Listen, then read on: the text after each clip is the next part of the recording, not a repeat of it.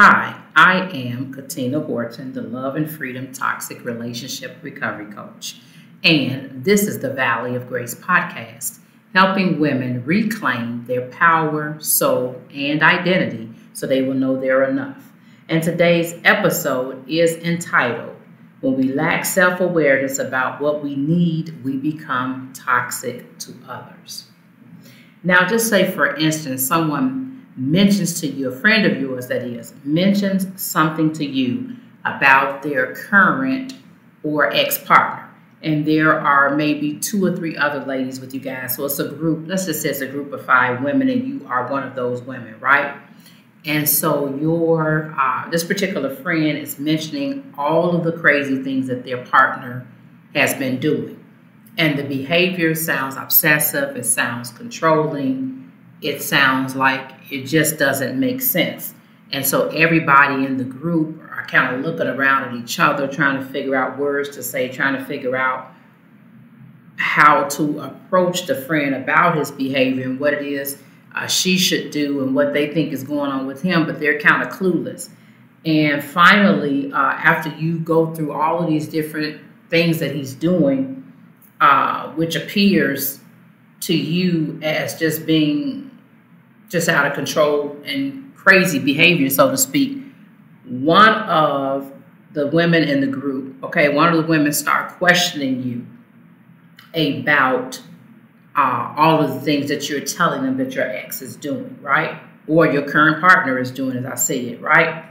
Your trauma sets in and you cannot handle the questioning, right? So instead of letting them know that you are being triggered, that what you need to do right now is to not talk about it anymore because you have not been able to get that worked out and resolved within yourself, and that those questions that they're asking you, which is nothing wrong with the questions, they're asking you questions that are questions that even therapists would ask.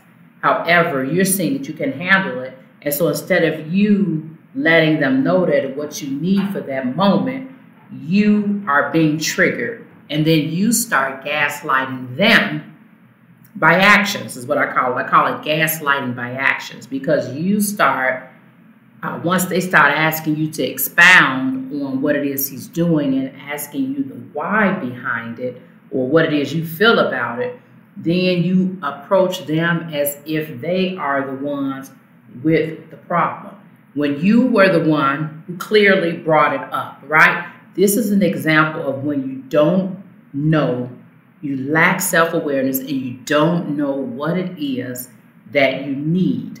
This behavior causes you to be toxic towards others, because instead of letting them know what it is you needed right there at that moment, because remember now, you brought the situation up, you in turn start to attack them and make it seem like they are the ones that are out of their mind. And this is due to unresolved trauma that you are obviously unaware of, but they see that something is going on, but they're not exactly sure. And some of them who are self-aware, who have done their self-discovery, self-concept, and self-awareness work, they're well aware of this possibly being a triggering event for you, right?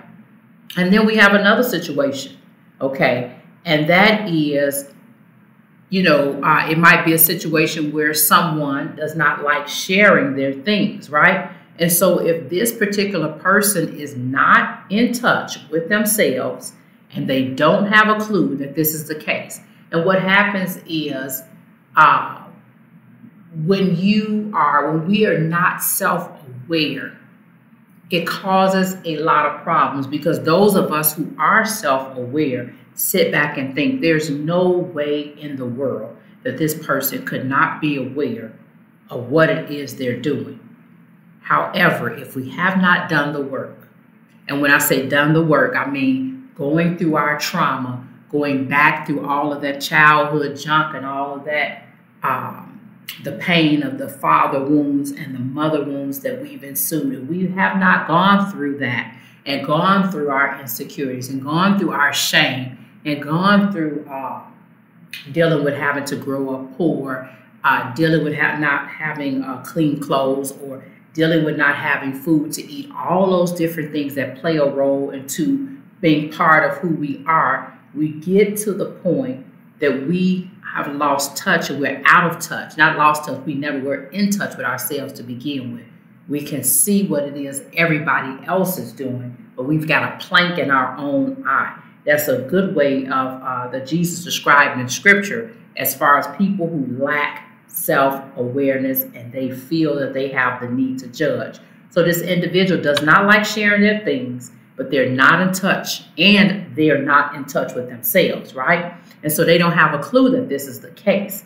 And so then what happens is when someone starts using their things, thinking that, okay, we have the type of relationship where I should be able to freely use these things without having a problem, that's when the individual who lacks self-awareness and who does not like to share will start berating, belittling, judging, criticizing, and condemning the other individual who thought it was okay that they had it like that because that person shared and used their things. So they thought it was okay for everything being reciprocated. However, they didn't know that it was not. So as soon as that person started using their things instead of expressing what they needed, expressing their desires, expressing what it is that they knew that was deep down inside of them, they lacked the self-awareness to do that. They lacked the self-awareness to understand what it is that they did need. And so what they would start doing is having passive-aggressive behavior by either hiding those things, creating 20 to 30 rules involving those things, and or berating, putting down, belittling, judging, criticizing, condemning the other individual in regards to the uses of that thing, if that makes sense, right? And so, like I said, this causes the other person to become confused. They become defensive and unsure of how to proceed. Why? You fail to express the other person with the issue, with the lack of self-awareness, with the lack of understanding their needs and desires, have failed to express a clear need that they do not want to share their items. But the other individual has no way of knowing this. All they know is the passive-aggressive behavior that has come about, right? Another thing is, say for instance, if you go to a certain place, you got a couple, and they're going to the grocery store together, and or either they're going to like a department store that sells some of everything. You got the house, the home goods section, and then you got a shoe section, and you got a clothing section, and all kind of stuff, jewelry and socks and underwear, all kind of stuff, right? And they go into this store together. And the wife does not understand that she has an issue of agoraphobia, right? And then going into certain places alone and looking around, which should be pleasant, actually is not. It brings a lot of anxiety and fear, right? And so the two of you, the couple is in the store together. And so instead of the wife, because the wife lacks self-awareness, right? And understanding her needs and letting her partner know what's going on, she asks him to stay with her so that they don't lose each other in the store. And so then the partner is going like, oh, well, you know, she says something like, oh, well, it'll just be easier when the partner questions her. It'll just be easier if we just stay together. Or we'll lose each other in the store. And the partner said, well, that doesn't make sense. We both have cell phones. We could just call each other, for goodness sake. What do you mean we're going to lose each other? Plus, the store is not that big anyway that we're going to be losing each other. We got the cell phones. I'm going to go to my section. I'm going to look at the hardware tools. You can go to your section, right? This is the opportunity for her to come in and to express her needs due to trauma, insecurity, shame, etc. However, she lacks self-awareness. And so instead of doing so, she begins to emotionally abuse him by criticizing the fact that everything in life is not about using tools and lumber, and that he needs to get a life. He gets defensive. They start arguing. Her fight trauma response kicks in, and it's filled with criticism, belittling, judging, condemning. The list just goes on and on. Her whole critical spirit and emotional immaturity comes out, because that's the foundation of who she is as an individual, right? And this is in reference to everything the partner has done. Matthew 5:37 says what? And this is the New King James Version. But let your yes be yes and your no, no. For whatever is more than these is from the evil one. And reminds me of a saying by Dr. Brene Brown, clear is kind. When we want to be kind to other people, let's be clear. If the answer is no, let it be no. If the answer is yes about something, let it be yes. However, let us not go into making other people think they are crazy and that they are mind readers and that they know what it is that we're going through. However, as stated before, if we have not gone back in order to move forward, going back to our past to get rid of those mother wounds, father wounds, or whoever else have wounded and offended us, we will lack self-awareness. Fear, shame, guilt, insecurities that are unknown due to lack of self-awareness leads to needs that are unknown due to lack of self-awareness. This lack of self-awareness can lead us into being unintentional emotional abusers because you never opened the trauma door to begin with and never made that move for self-care and understanding why you are the way you are. You are enough. You don't have to walk around hurting people unnecessarily because you're hurting and don't understand the whole logistics around who and what you are and have become. Reclaim your power, soul, and identity today. Grab your keys to the kingdom and get your inheritance. Again, I'm Katina Horton, the Love and Freedom Toxic Relationship Recovery Coach. Until next time. I love you, family. Be blessed. There was a son. He was devoured by earth. There was a God. They call him the Father. And there was a means to make a valley with grace out of this hole that I've dug for me. He made a valley of grace where things would change, and maybe they'd take up the cross high again. The valley of grace was never the same after he had died. The love that refines.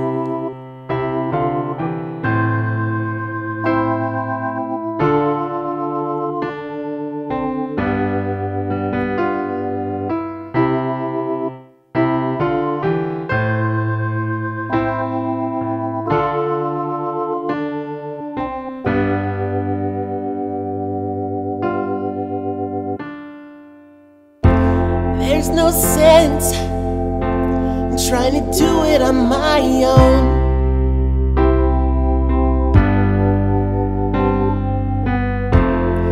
He gave more than I could have known.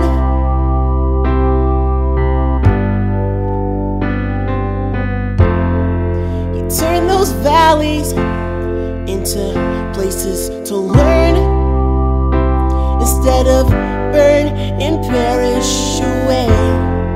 And nights never so cold without his grace. How could I say that I've seen the world from his great love? How could I know what he could love? How would I've seen what he had in store for me if I didn't give up and let him be my valley of grace, where things would change and maybe they'd take up the cross high again. The valley of grace never was the same after he had died. The love that refines.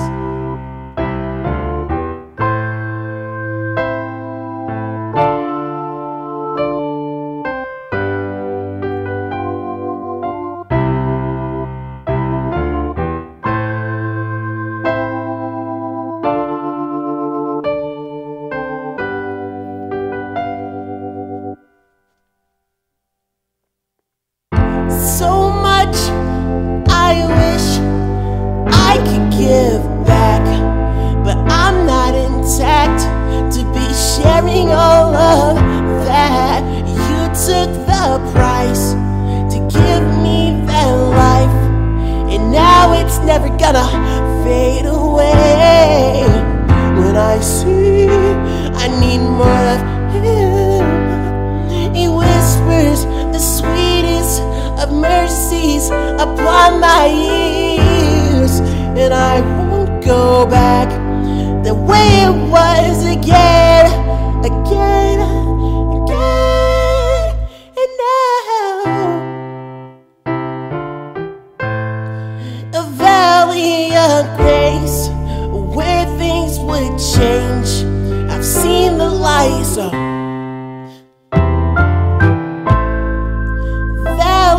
of grace where things have changed.